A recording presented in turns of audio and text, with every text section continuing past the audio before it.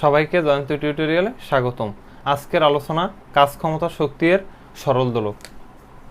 এখন একটি দৃঢ় অবলম্বনে আমাদের একটি দোলক ঝুলানো আছে। এখানে এ তার সাম্য পয়েন্ট। এখন দোলকের বিভিন্ন পয়েন্টে তার শক্তির সংরক্ষণশীলতা নীতি কিভাবে মেনে চলে তা আমরা দেখি। এখানে তিনটি পয়েন্ট ধরা যাক, একটি এ, একটি বি আর একটি সি। এখন এ পয়েন্টের মোট শক্তি, বি পয়েন্টের মোট শক্তি, সি পয়েন্টের মোট শক্তি যদি সমান থাকে তাহলে আমাদের শক্তির সংরক্ষণশীলতা নীতি মেনে চলে। তাহলে এ বিন্দুর মোট শক্তি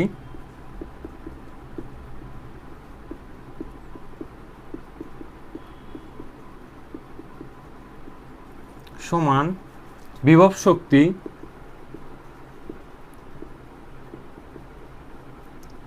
যোগ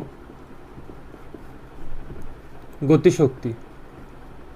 এখন এ বিন্দুর বিভব শক্তি, এ বিন্দুতে আমাদের সাম্য অবস্থায় নিচ থেকে কোনো উচ্চতা নেই, যার ফলে বিভব শক্তি mg ইন্টু 0 আর গতিশক্তি হাফ এম বি স্কোয়ার।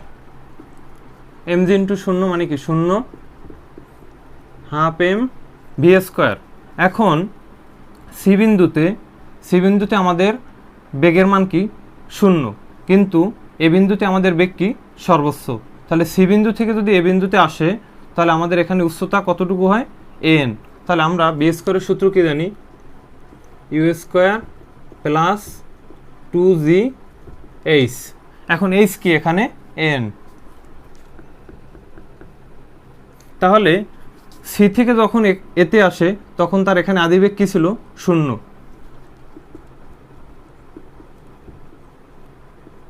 তাহলে আদিবেগ 0 স্কোয়ার মানে তো 0, 2g ইন্টু এন।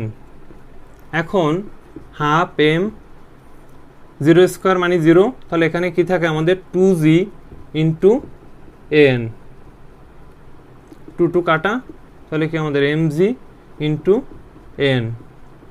তাহলে আমাদের এ বিন্দুর মোট শক্তি কি পেলাম mg ইন্টু এন। তাহলে বি বিন্দুর মোট শক্তি কি পাই,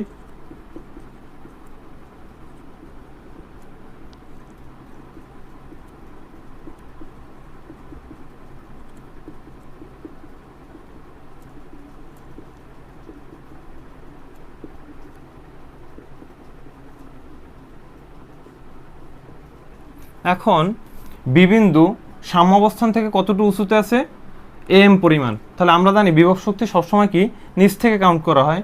তাহলে আমাদের বিভব শক্তি কি আসবে mg ইন্টু তার উচ্চতা কি আছে এ থেকে এম। আর গতিশক্তির বেসিক সূত্র আমরা কি জানি, হাফ এম বি স্কোয়ার। তাহলে mg ইন্টু এম যোগ হাফ এম বি স্কোয়ারের পরিবর্তে আমরা কি সূত্র লিখতে পারি, সি বিন্দু থেকে যখন বি বিন্দুতে আসে তাহলে তার কতটুকু উচ্চতা অতিক্রম করে nm। তাহলে আমাদের সূত্র কি আসবে, you square plus 2g into আমাদের এখানে উচ্চতা কি আছে আমাদের nm। এখন mg into M plus half M, আদিবেগ তো এখানে 0 ছিল, এখানে কি 0 প্লাস 2g। এখন আমাদের nm এর পরিবর্তে টোটাল উচ্চতা ছিল কি আমাদের n থেকে যদি আমরা m পরিমাণ মাইনাস করি তাতেও আমরা কি পাই nm। তাহলে আমরা nm এর পরিবর্তে আমরা লিখতে পারি কি টোটাল উচ্চতা n মাইনাস m।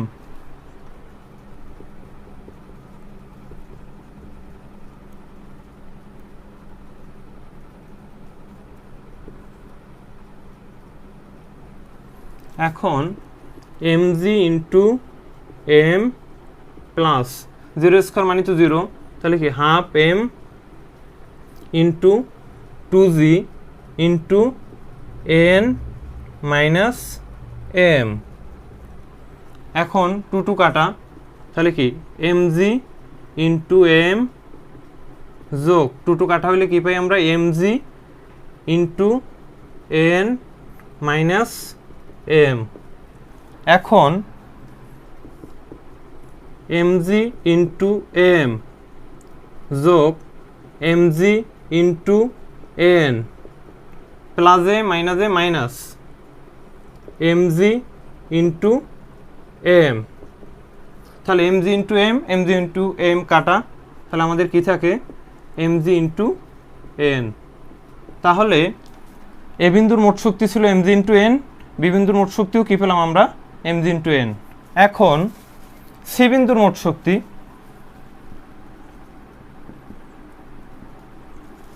সি বিন্দুর মোট শক্তি সমান কি লিখতে পারি তাহলে আমরা বিভব শক্তি যোগ গতিশক্তি।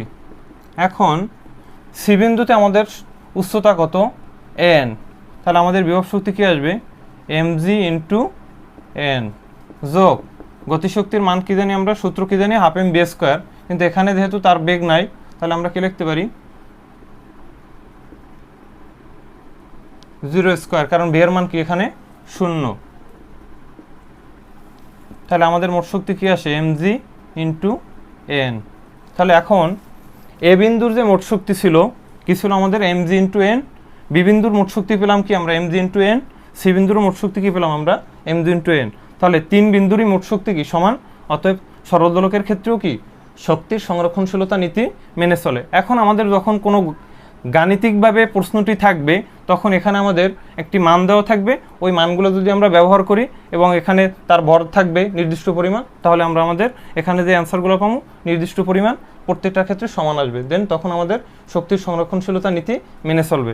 এবং আমরা জানি যে শক্তির একক তো জুল, তাহলে আমাদের শেষে সবগুলোই জুল ব্যবহার করতে হবে। সবাইকে ধন্যবাদ।